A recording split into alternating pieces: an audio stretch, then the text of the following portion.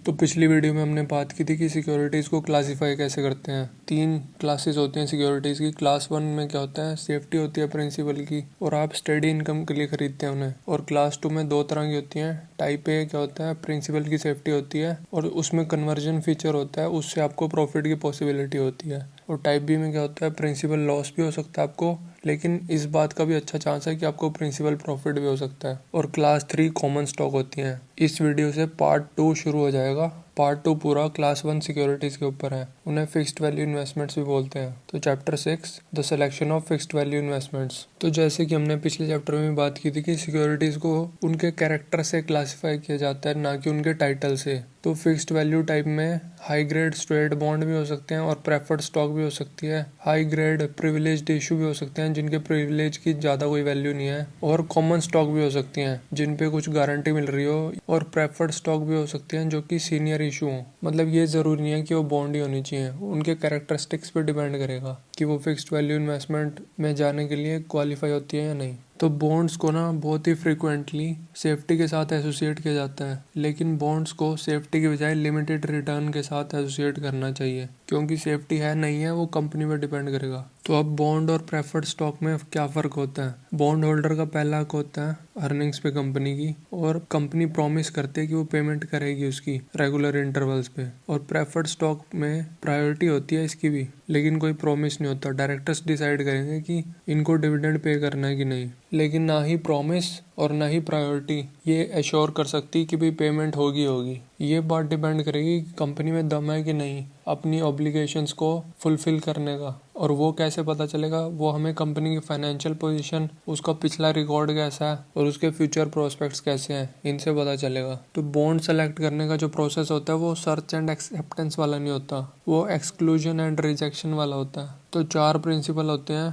Fixed value type investment select करने के। पहला होता है सिक्योरिटी इस बात पे डिपेंड नहीं करेगी कि कितना सीनियर है इशू, मतलब स्पेसिफिक लियन पे डिपेंड नहीं करती। तो लियन क्या होता है, ये सीनियोरिटी होती है बॉन्ड्स की, जैसे कि first, second, third, fourth, preferred stock, फिर उसके बाद कॉमन स्टॉक। या फिर ऐसे भी हो सकता है जो सबसे ऊपर वाले होते हैं वो सिक्योर्ड होते हैं और जैसे जैसे नीचे आते हैं वो फिर अनसिक्योर्ड होते रहते हैं। तो जो फर्स्ट वाले होते हैं उनका हक पहला होता है, सेकंड वालों का दूसरा हक होता है, थर्ड वालों का तीसरा, फिर प्रेफर्ड स्टॉक वालों का हक होता है, फिर कॉमन स्टॉक वालों का हक होता है। तो ऑथर ये कहना चाह रहे हैं यहाँ पे कि जो सेफ्टी है बॉन्ड की वो इस बात पे डिपेंड नहीं करेगी कि उसकी सीनियोरिटी में वो पहले नंबर पे है या आखिरी नंबर पे है, बल्कि वो इस बात पे डिपेंड करेगी कि जिस कंपनी ने वो इशू किए हुए हैं क्या उस कंपनी में दम है उन ऑब्लिगेशंस को फुलफिल करने का। और दूसरा प्रिंसिपल ये है कि ये जो एबिलिटी है कंपनी की पे करने की, ये हमें डिप्रेशन वाली कंडीशंस के अंडर मेजर करनी चाहिए, ना कि प्रोस्पेरिटी वाली कंडीशंस के अंडर।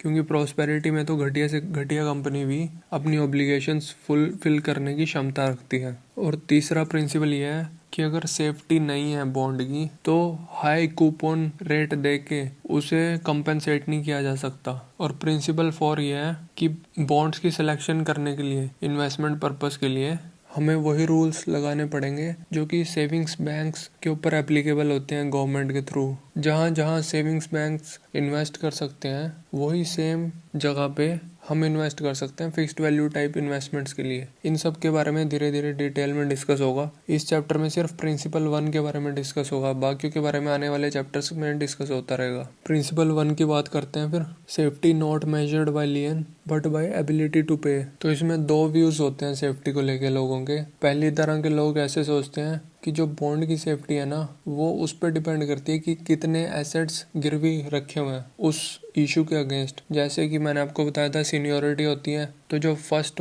लियन होता है उसके अगेंस्ट कंपनी कुछ प्रॉपर्टी गिरवी रखती है। तो मतलब अगर वो नहीं पे कर पाई कूपन पेमेंट्स तो जो बॉन्ड होल्डर है वो उस प्रॉपर्टी पे कब्जा कर सकता है। तो प्रॉपर्टी की जो वैल्यू है हमें वही देख के बॉन्ड्स खरीदने चाहिए ना, ये वाली सोच है पहली। तो दूसरी सोच ये है कि सेफ्टी एंटरप्राइज की जो स्ट्रेंथ है उस पर डिपेंड करती है कि कंपनी पे करने का दम रखती है या नहीं, ना कि उसके एसेट्स की वैल्यू पे। तो पहली व्यू में तो हम बॉन्ड को ऐसे सोच रहे हैं कि वो एक क्लेम है प्रॉपर्टी के अगेंस्ट, और दूसरी में हम ये सोच रहे हैं कि बॉन्ड एक क्लेम है बिजनेस के अगेंस्ट। अब इनमें कौन सा सही है? तो अब आप सोच रहे होगे कि अगर कंपनी पेमेंट्स नहीं कर पाई तो बॉन्ड होल्डर्स फिर प्रॉपर्टी टेक ओवर कर लेंगे और फिर उसे बेच के खुद को पे कर लेंगे। लेकिन ऐसा नहीं होता। 3 दिक्कतें हैं इसमें। पहली दिक्कत यह है कि जब बिजनेस फेल होता है ना, तो प्रॉपर्टी की वैल्यूज भी श्रिंक कर जाती हैं, क्योंकि प्रॉपर्टीज की वैल्यू कंपनी की जो अर्निंग पावर है उस पर डिपेंड करती है। कंपनी फेल होगी तो उसके फिक्स्ड एसेट्स की भी वैल्यू गिर जाएगी। जैसे कि एक एग्जांपल भी देते हैं author, seaboard all Florida railway के फर्स्ट मॉर्गेज का, जिसकी वैल्यू कंपनी के फेल होते ही 25 मिलियन से $250,000 पे आ गई थी, तो बटा 100 हो गई थी वैल्यू। और दूसरी दिक्कत यह है कि जो आपको लीगल राइट्स मिलती है ना बॉन्ड के साथ, कि आप प्रॉपर्टी को बेच सकते हो, प्रॉपर्टी आपकी अगर वो पे नहीं कर पाई कंपनी, तो वो आप एनफोर्स नहीं कर सकते, क्योंकि कोर्ट्स अलाउ नहीं करते ये चीज़। क्योंकि जो आपसे जो जूनियर लियन वाले बॉन्ड होल्डर्स हैं उनको क्या मिलेगा फिर? प्रॉपर्टी की वैल्यू तो डिक्रीज हो जाएगी, कंपनी फेल होएगी। तो अगर प्रॉपर्टी की वैल्यू ही सिर्फ उतनी है कि सिर्फ फर्स्ट लियन वालों को मिलेगा पैसा, जूनियर वालों को मिलेगा ही नहीं, तो क्यों नहीं मिलेगा भाई? तो कोर्ट्स इस चीज़ को